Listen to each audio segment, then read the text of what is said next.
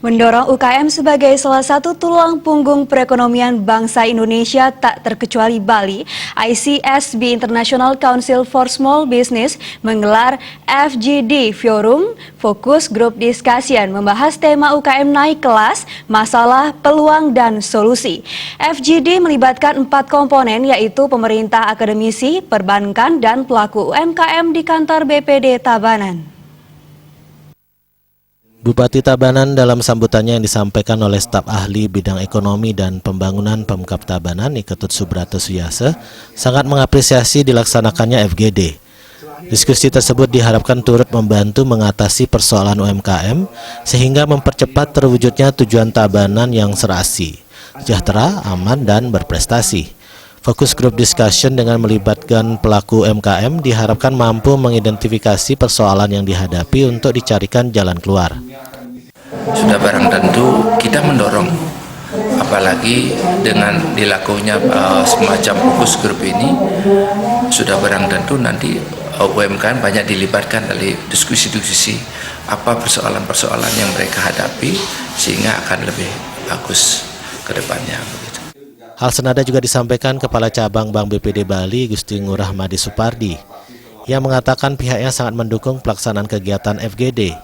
Kedepannya diharapkan semakin banyak UMKM di Bali bisa diajak bekerja sama.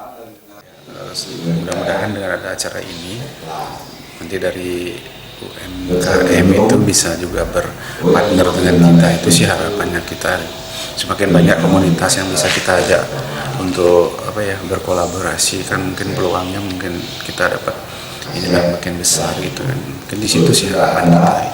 Sementara Bagus Aryo Kusuma selaku Ketua ICSB Tabanan menginginkan adanya sinergi dari 4 komponen yang meliputi akademisi, pemerintah, institusi keuangan, dan pelaku UMKM dalam menggerakkan perekonomian di Kabupaten Tabanan.